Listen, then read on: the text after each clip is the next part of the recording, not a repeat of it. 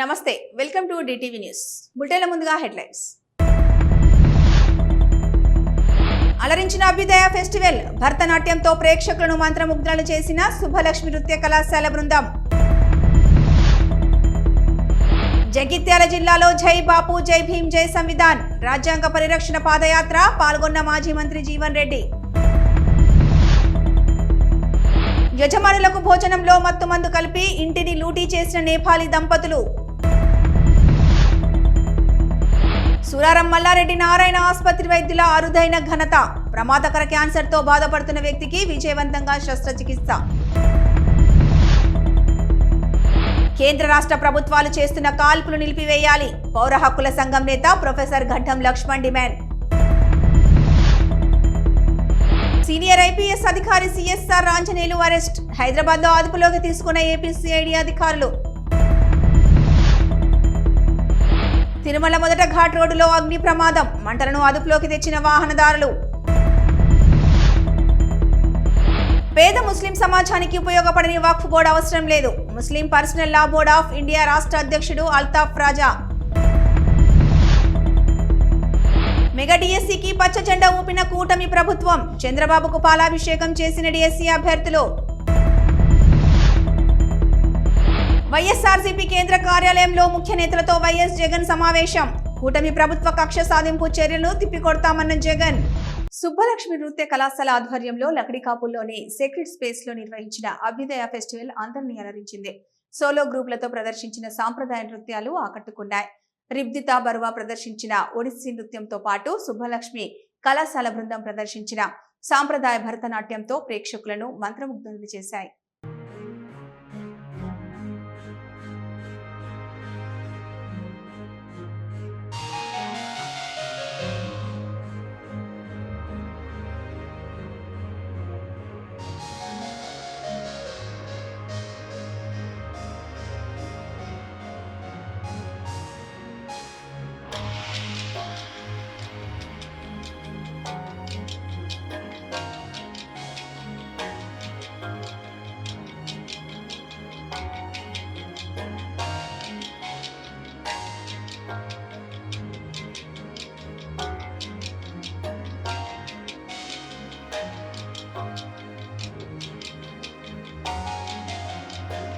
పాల్వంచ పెద్దమ్మ తల్లి గుడిపాలక మండలి ప్రమాణ స్వీకారం వద్ద ఉద్రిక్తత చోటు చేసుకుంది. ప్రమాణ స్వీకారాన్ని వద్దంటూ అదే గ్రామానికి చెందిన ఇద్దరు యువకులు కిరోసిన్ పోసుకొని ఆత్మహత్య యత్నం చేశారు. భద్రాద్రి జిల్లా పాల్వంచ మండల పరిధిలో జగన్నాథపురంలో ఉన్న పెద్దమ్మ తల్లి గుడికి ఇటీవల కొత్త పాలక మండలి నియమించారు. జిల్లాలో ఇద్దరు మంత్రులు చెరో కమిటీని వేసుకున్నారు. ఈ కమిటీలు స్థానికేతరుడికి పెద్దమ్మ గుడి చైర్మన్ పదవిని కట్టబెట్టడంతో స్థానికులు అభ్యంతరం వ్యక్తం చేస్తున్నారు. గతంలో ప్రమాణ స్వీకారం జరిగే సమయంలో కూడా యువకులు వాటర్ ట్యాంక్ ఎక్కి ఆత్మహత్యకు పాల్పడే క్రమంలో ప్రమాణ స్వీకారాన్ని వాయిదా వేశారు. మళ్లీ అదే కార్యక్రమాన్ని మంగళవారం కొనసాగించే ప్రయత్నం చేయడంతో ప్రమాణ స్వీకారం వద్ద యువకులు కిరోసిన్ పోసుకొని ఆత్మహత్యకు పాల్పడడంతో పోలీసులు రంగప్రవేశం చేసి వారిని అదుపులోకి తీసుకున్నారు. పోలీస్ బందోబస్తు నడుమ ప్రమాణ స్వీకారం జరిపించేందుకు అధికారులు ఏర్పాటు చేస్తున్నారు. కాంగ్రెస్ లోనే రెండు వర్గాలుండడంతో ఈ వ్యవహారం రచ్చకెక్కింది.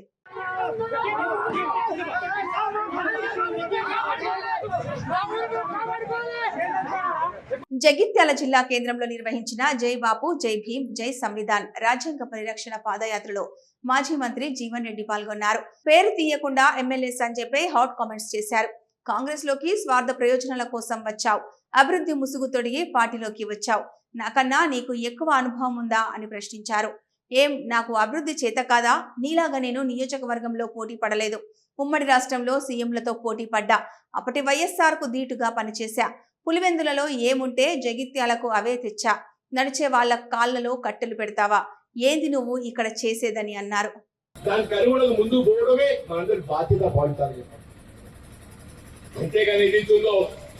ఎవరు వచ్చి కాళ్ళలో కట్టడం పెడితే మనం భయపడాల్సిన అవసరం లేదు, ఎదుగుముందు కావాల్సిన అవసరం లేదు. వాళ్ళ కట్టే కంటే మన కాళ్ళు బలంగా ఉన్నాయి.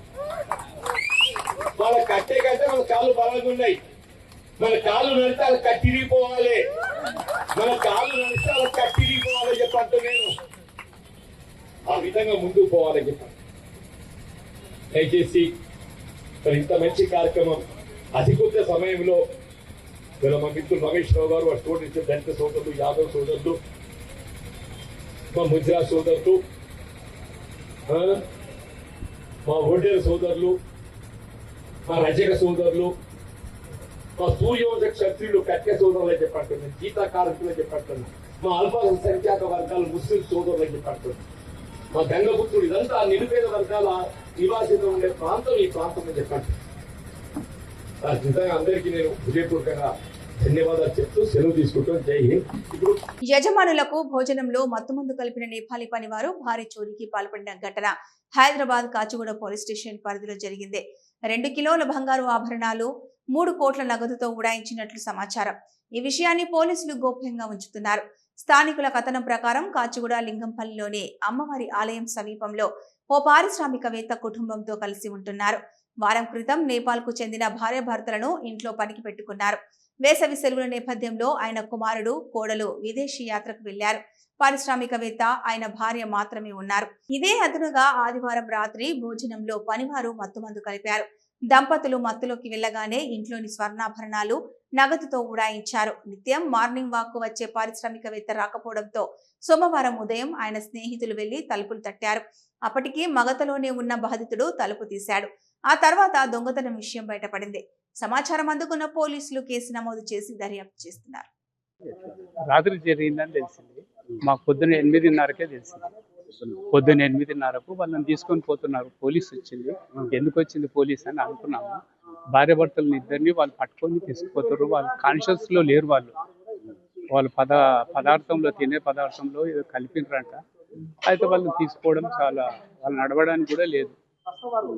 ఇప్పటికి కూడా ఆమెకి ఇంకా కాన్షియస్ లో రాలేదు వాళ్ళ భార్య. అది సంగతి. కారు కూడా తీసుకుని పోయారు. మొత్తానికి అయిందట వాళ్ళు వచ్చి. అంతే. కొడుకు వాళ్ళు కోడలు లేరు.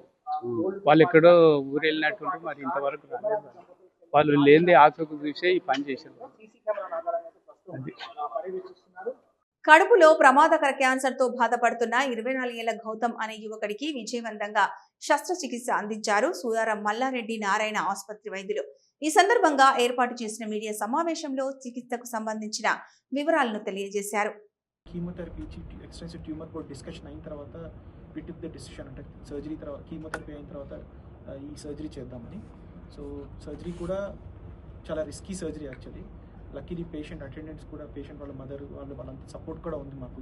ఈవెన్ మా హాస్పిటల్ కూడా చాలా విషయాల్లో వాళ్ళకి సపోర్ట్ చేశారు. థ్యాంక్ గాడ్ మంచిగా రికవర్ అయ్యాడు పేషెంట్. ఊరు వైపు వెళ్ళొచ్చు ఈ హైపెక్ ద్వారా. సో ఇది అంటే చాలామందికి మీ ప్రెస్ ద్వారా I want to educate general public అన్నమాట. ఈ హైపెక్ థెరపీ ద్వారా ఈవెన్ దో స్టేజ్ 4 అన్నారు, అంటే లిమిటెడ్ స్టేజ్ 4 ఉంది అనుకోండి, స్టిల్ డిసీజ్ని క్యూర్ చేయొచ్చు.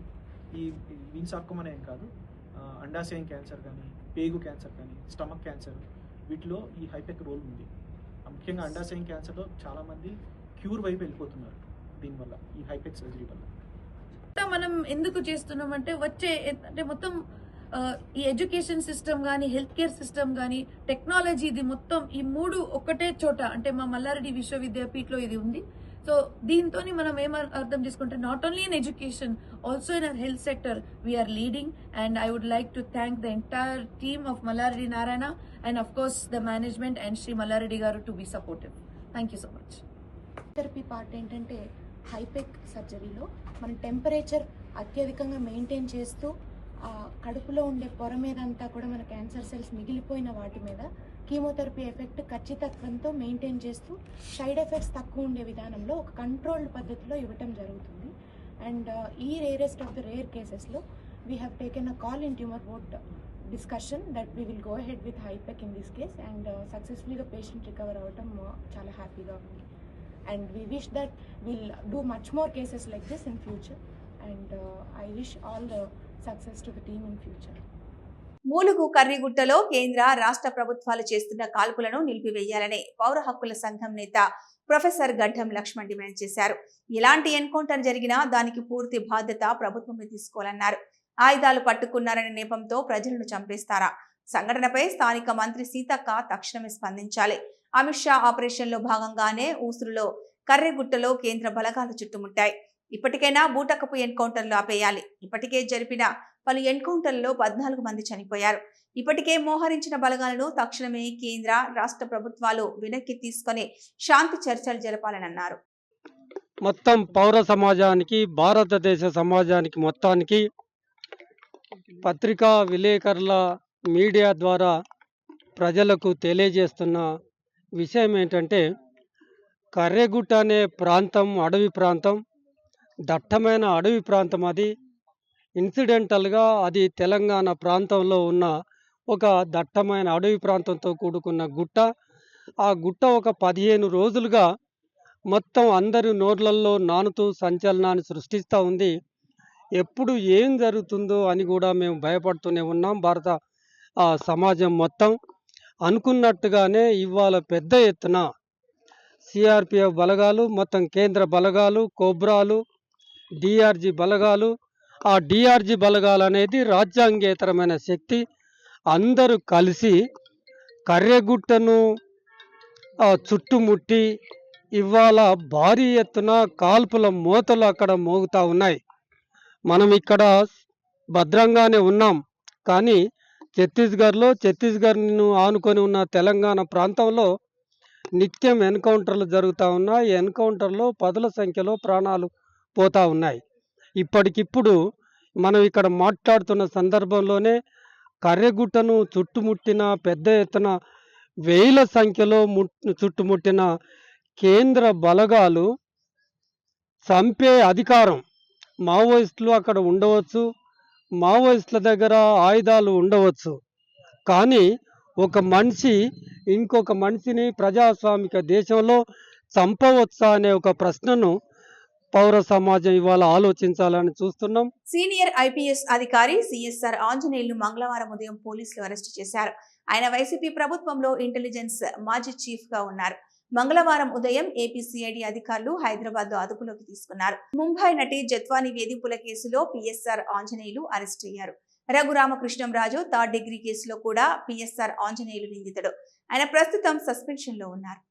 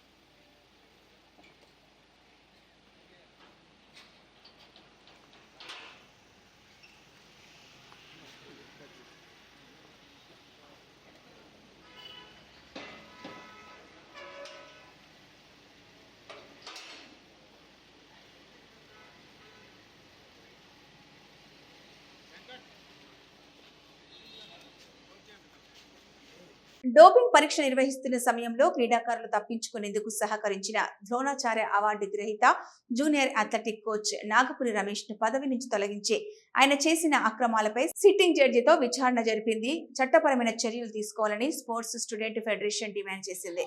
ఈ మేరకు ఉస్మానియా యూనివర్సిటీలోని ఆర్ట్స్ కళాశాల వద్ద రమేష్ కు వ్యతిరేకంగా స్పోర్ట్స్ ఫెడరేషన్ ఆధ్వర్యంలో నిరసన వ్యక్తం చేశారు.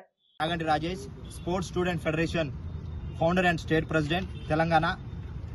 గత కొద్ది రోజులుగా మన తెలంగాణ క్రీడల్లో మన NADA national doping anti doping అక్కడ ఏజెన్సీ వాళ్లకు మన క్రీడాకారులు కొందరు ఢిల్లీలో సహకరించకుండా పారిపోవడంతో వాళ్ళపై వేటు వేసి నాడా వాళ్ళు సస్పెండ్ చేయడం జరిగింది.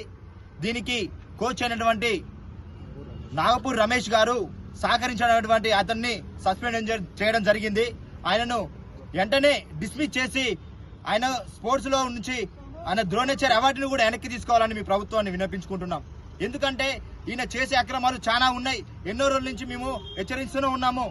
సార్, మీరు ఇలా చేయడం కరెక్ట్ కాదు. అనేక రకాలుగా అథ్లెటిక్స్ పిల్లల్ని చాలా విలేజ్లో ఉన్న పిల్లలను కూడా తీసుకుపోయి వాళ్ళకు డోపింగ్ ఇచ్చుకుంటూ వాళ్ళకి వివిధ రకాలుగా వాళ్ళని హింస పెట్టుకుంటూ వాళ్ళను ప్రాక్టీస్ చేపిస్తూ అనేక రకాల ఇబ్బందులు పెట్టడం. Vinod, sports student federation state general secretary మాట్లాడుతున్నాను. ఈరోజు ఈ యొక్క ప్రోగ్రాన్ని నిర్వహించడానికి ముఖ్య కారణం ఏంటంటే ఈ డోపింగ్ అనే విషయం గురించి మన హైదరాబాదు సాయి ట్రైనింగ్ సెంటర్లో చాలామంది అథ్లెట్లు డోపింగ్కు పాల్పడి అదేవిధంగా కోచ్ నాగపూర్ రమేష్ గారు కూడా ఈరోజు సస్పెండ్ కావడం జరిగింది. ముఖ్యంగా ఈ డోపింగ్ అనే విషయం ఈ రోజు కాదండి, ఇది ఎప్పుడంటే 11/4/2023 రోజు మన సాయి డిప్యూటీ డైరెక్టర్ శరత్ చంద్ర యాదవ్ సారు సడన్ విజిట్ చేసినప్పుడు క్రీడాకారుల దగ్గర 3 లక్షల విలువైన స్టెరాయిడ్స్ అదేవిధంగా మందు బాటిల్ కూడా దొరకడం జరిగింది.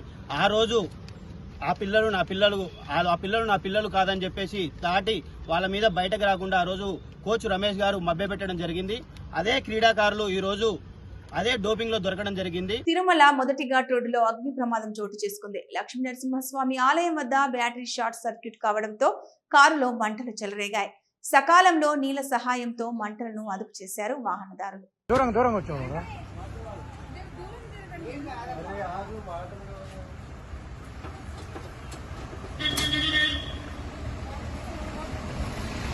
విద్యుత్ పునరుత్పాదక ఇంధన కేంద్ర మంత్రి శ్రీపాద్ యశోద్ నాయక్, మహారాష్ట్ర విద్యుత్ శాఖ మేఘనా దీపక్ సాకోర్లు బీజేపీ రాష్ట్ర కార్యాలయానికి వచ్చారు. ఈ సందర్భంగా బీజేపీ రాష్ట్ర నేతలు ఘన స్వాగతం పలికారు.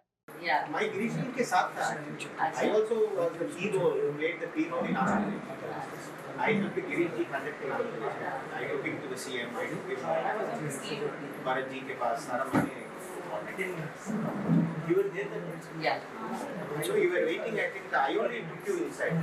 3-4 लोग के साथ आप आए थे ना, तो ये लोग now I remember. No, which is Vijayawada, this complete Vijayawada actually. ఇబ్రహీంపట్నంలో పేద ముస్లిం సమాజానికి ఉపయోగపడని వక్ఫ్ బోర్డు అవసరం లేదని, వెంటనే వక్ఫ్ బోర్డును రద్దు చేయాలని Muslim personal law board of India రాష్ట్ర అధ్యక్షుడు అల్తాఫ్ రజా కేంద్ర ప్రభుత్వానికి సూచించారు.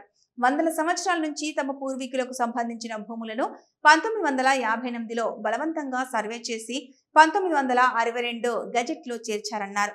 అప్పటి ప్రభుత్వం చేసిన తప్పుడు నిర్ణయాలతో తమ భూములను రక్షిస్తామని మాయమాటలు చెప్పి మాఫియాలకు, ఆక్రమణదారులకు అనుకూలంగా ఉండే విధంగా చట్ట సవరణలు ఇవ్వడంతో ముస్లిం సమాజం తీవ్రంగా నష్టపోయిందని ఆవేదన వ్యక్తం చేశారు. రోజు రోజుకి పేదరికంతో ఇబ్బందులు పడుతున్న ముస్లిం సమాజం, పేద ముస్లిం మైనార్టీలకు ఏమాత్రం లాభం చేయని వక్ఫ్ బోర్డు వ్యవస్థను ఎందుకు రద్దు చేయకూడదని ఆయన ప్రశ్నించారు. పేద ముస్లిం ఆడపిల్లల పెళ్లిళ్లు, పేద ముస్లింల చదువులు, సంక్షేమానికి ఉపయోగపడని వక్ఫ్ బోర్డు అవసరం లేదన్నాడు. భారతదేశంలో ఏదైతే వక్ఫ్ సవరణ బిల్లు గురించి జరుగుతున్నటువంటి ఆందోళన ఉందో, అసలు వక్ఫ్ అంటే ఏమిటి? వక్ఫ్ అనేది ఆ రోజు 1958లో సర్వే చేయించి 1962 గజిట్లో చేర్చినటువంటి ఆస్తులు ఏదైతే ఉన్నాయో, ఆ రోజు ఉన్నటువంటి ప్రభుత్వాలు మాకు నమ్మబలికి మేము ఈ స్థలాలకు రక్షణ కల్పిస్తాం, మీ భూములకు మేము రక్షణ కల్పిస్తామని చెప్పి ఒక ఎనామస్ బాడీని తీసుకొచ్చి, ప్రభుత్వంతో సంబంధం లేకుండా, రాజకీయాలతో సంబంధం లేకుండా ఒక ఎనామస్ బాడీ, మీ ముస్లిం మైనార్టీలే అందులో ఐఏఎస్లు కూడా ఉంటారు, అనుభవజ్ఞులు ఉంటారు, మతగురులు ఉంటారు, ముతవల్లీలు ఉంటారు, ఈ విధంగా అందరూ కలిసి ఒక ఎనామస్ బాడీ తయారు చేసుకొని మీ రక్షణ కోసం మేము తయారు చేస్తున్నామని చెప్పి, దాని తర్వాత చట్ట సవరణ పేరుతో అది మాఫియాలకు, కబ్జాదారులకు పూర్తిగా అనుకూలంగా ఉండే విధంగా ఏదైతే లక్షల ఎకరాలు ఉన్నాయో, ఈ లక్షల ఎకరాలు ఉన్నప్పటికీ కూడా ముస్లింల పరిస్థితి ఎలా ఉందంటే, రహనేకు ఘర్ నహీ హై సారా జహాం హమారా, అంటే ఉండటానికి ఇల్లు లేదు, దేశమంతా మాదే అన్నట్టు లక్షల ఎకరాలు మాకు ఉన్నాయని చెప్పి ప్రచారం ఏదైతే జరుగుతున్నాయో, మాకు ఉండటానికి ఇల్లు లేదు, కనీసం ఎక్కడైనా అద్దె కోసం ఇంటికి వెళ్తే ఇవాళ మొహమ్మీదే చెప్పేస్తున్నారు, మేము మీ ముస్లింలకు మేము ఇల్లు ఇవ్వము, ముస్లింలు అయితే మేము ఇల్లు అద్దెకి ఇవ్వము అని చెప్పేస్తున్నారు. అంటే ఎంత దౌర్భాగ్యమైనటువంటి పరిస్థితుల్లో మేము బతుకుతున్నాం. ఇవాళ ఉన్నటువంటి వక్ఫ్ బోర్డు ఏమైనా ఒక ఆడపిల్ల పెళ్లిళ్ళకి కానీ, లేదా ముస్లిం పేదలకు వాళ్ళ చదువుల కోసం కానీ లేదా ముస్లిం సంక్షేమానికి ఎక్కడైనా ఉపయోగపడుతుందా అంటే ఎక్కడ ఉపయోగపడే పరిస్థితి ఏ రాష్ట్రంలో కనబడట్లేదు. తెలంగాణ డిప్యూటీ చీఫ్ మినిస్టర్ బట్టి విక్రమార్క ఇంటర్ 2025 ప్రథమ మరియు ద్వితీయ సంవత్సర ఫలితాలను విడుదల చేశారు. ఐపీ 2025 రిజల్ట్స్ అనౌన్స్మెంట్ కార్యక్రమానికి విచ్చేసినటువంటి చీఫ్ గెస్ట్ ఉప ముఖ్యమంత్రి వర్యులు Bhatti Vikramarka sir, minister for roads and buildings Komareddy sir, minister for transport and BC welfare Ponnam Prabhakar sir, secretary education Yogita Rana ma'am, director general CGG Rajendra MJ sir, DD CGG Sangram Singh Patil గారు, special secretary Haritha ma'am, COE గారికి, మా joint secretaries అందరికీ, deputy secretaries అందరికీ, superintendents అందరికీ, board staff, CI staff ప్రతి ఒక్కరికి, ముఖ్యంగా ఈ కార్యక్రమానికి విచ్చేసినటువంటి print and electronic media honourable deputy CM sir, మంత్రివర్యులు, ప్రిన్సిపల్ సెక్రటరీ ఎడ్యుకేషన్ అందరికీ, ఇక్కడ వచ్చేసిన విలేకరులకు అందరికీ నమస్కారాలు. So from centre for good governance I just wanted to say 2 things. మన ఈ స్టేజ్లో ఉన్న 10+2 పిల్లలకి వెరీ వల్నరబుల్ ఏజ్లో ఉన్న they are doing lot of hard work and they want a perfect system so that whatever work they have done should be reflected. వాళ్ళకి ఒక్క చిన్న ప్రాబ్లం రాకుండా 0 ఎర్రర్ ఆ పద్ధతిలో సెంటర్ ఫర్ గుడ్ గవర్నెన్స్ మొదలు పెట్టారు 6 years back. It is in a row 6th year we are giving a result that to all 15 servers we have hosted today. Within 1 hour I think 10 lakh people will download their results.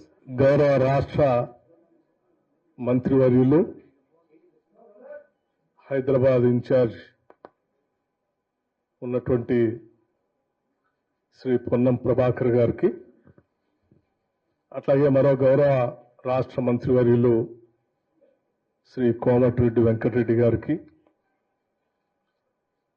అలాగే రాష్ట్ర ప్రభుత్వ education secretary Yogita Rana గారికి, అలాగే board of intermediate education commissioner Krishna Aditya గారికి, centre for good governance CEO నింజే గారికి, అశేషంగా ఈ రిజల్ట్స్ కోసం, ఇంటర్మీడియట్ రిజల్ట్స్ కోసం ఎదురు చూస్తున్నటువంటి విద్యార్థులందరికీ, వారి తల్లిదండ్రులకి, రాష్ట్ర ప్రజలందరికీ కూడా ముందుగా రాష్ట్ర ప్రభుత్వం తరఫు నుంచి నా హృదయపూర్వకమైనటువంటి నమస్కారాలు. ఇప్పుడే కమిషనర్ గారు స్పష్టంగా వాళ్ళు నిర్వహించినటువంటి పరీక్షా విధానం గురించి మీ అందరికీ వివరించారు. Telangana board of intermediate education సంబంధించి intermediate public examinations March 2025 results ఈరోజు total students appeared first and second year కలిపి 9,97,12 మందిగా వారు ప్రకటన చేశారు, స్పష్టంగా వివరించారు కూడా. అట్లాగే ఫస్ట్ ఇయర్ పాస్ పర్సంటేజ్ సంబంధించి కూడా 66.89%, సెకండ్ ఇయర్ పాస్ పర్సంటేజ్ 71.37% గా,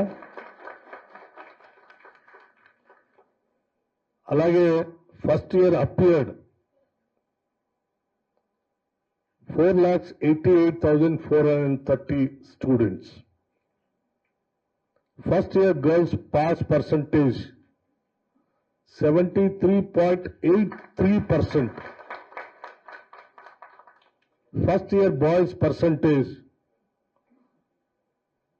57.83%. Second year appeared 5,08,582 students.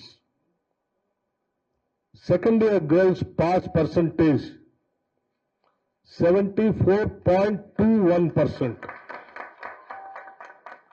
Second year boys pass percentage 57.31%. ఈ పరీక్షలన్నింటినీ కూడా చాలా పకడ్బందీగా ఏమాత్రం చిన్న పొరపాటు కూడా జరగకుండా పరీక్షలు నిర్వహించి ఈరోజు విజయవంతంగా ఈ ఫలితాలను ప్రకటిస్తున్నందుకు Telangana board of intermediate education సంబంధించినటువంటి అధికార యంత్రాంగం మొత్తాన్ని కూడా నేను మనస్ఫూర్తిగా రాష్ట్ర ప్రభుత్వం తరఫు నుంచి అభినందిస్తా ఉన్నాను. 6 సంవత్సరాల నిరీక్షణకు తెరదించారు ముఖ్యమంత్రి చంద్రబాబు. ఇన్నాళ్లు కలలు కన్న విద్యార్థుల కళ్లల్లో ఆనందం ఈ రోజు చూస్తున్నాం. ఇచ్చిన మాట ప్రకారం మెగా డిఎస్సిని విడుదల చేసిన చంద్రబాబుకు, నారా లోకేష్ కు కృతజ్ఞతలు తెలియజేస్తూ మెగా డిఎస్సి అభ్యర్థులతో కలిసి షాప్ చైర్మన్ రవినాయుడు తిరుపతిలో పాలాభిషేకం చేశారు. ఈరోజు తిరుపతి ఆర్డీఓ ఆఫీస్ నందు మెగా డిఎస్సి అభ్యర్థులు మరియు టీఎన్ఎస్ఎఫ్ తిరుపతి పార్లమెంటు రాష్ట్ర కమిటీ నగర కమిటీ ఆధ్వర్యంలో ఈరోజు మెగా డిఎస్సి విడుదలపై చంద్రబాబు నాయుడు గారికి, విద్యాశాఖ మంత్రి నారా లోకేష్ గారికి కృతజ్ఞతలు తెలిపే కార్యక్రమాన్ని ఈరోజు నిర్వహించడం జరిగింది. 6 ఏళ్ల కళ, గత 5 సంవత్సరాలు ఇదే ఆర్డీఓ ఆఫీస్ నందు నేనే, మా విద్యార్థి సంఘాలు, అన్ని సంఘాలు, విద్యార్థులు ఆర్తనాదాలు పెట్టాం, నిరసనలు వ్యక్తం చేశాం, ధర్నాలు చేశాం. మీ కెమెరాలే సాక్షి. ఇదే రోడ్డు మీద పొల్లు దండాలు పెట్టాం. ఇదే వైఎస్ రాజశేఖర రెడ్డికి దండం పెట్టుకున్నా, నీ కొడుకు బుద్ధి మార్చు మార్చు మార్చు అని చెప్పి ఇదే రాజశేఖర రెడ్డి గారి విగ్రహం కాడ దండాలు పెట్టి 5 ఏళ్ళు అలిసిపోయాం. ఆ రోజు చంద్రబాబు నాయుడు గారు ఒక మాట ఇచ్చారు, నేను అధికారంలోకి వస్తానే, కూటమి అధికారంలోకి వస్తానే, మొట్టమొదటి సంతకం మెగా డిఎస్సి మీద పెడతాను, అది కూడా 5,000 6,000 పోస్టులు కాదు 15,000 పోస్టుల పైన భర్తీ చేపడతాను, మళ్ళీ భర్తీలు చేపడతామని చెప్పి ఆ రోజు మాట ఇచ్చారు. YSR Congress party political advisory committee సభ్యులతో వైఎస్ఆర్సీపీ కేంద్ర కార్యాలయంలో సమావేశమైన మాజీ ముఖ్యమంత్రి వైఎస్ఆర్సీపీ అధ్యక్షుడు వైఎస్ జగన్ మోహన్ రెడ్డి.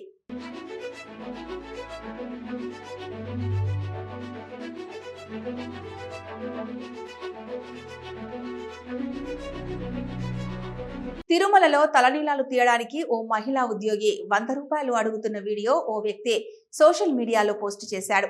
ఇలాంటి వాళ్ళ మీద ఎలాంటి చర్యలు తీసుకోరా అంటూ నెటిజన్లు కామెంట్ చేస్తున్నారు.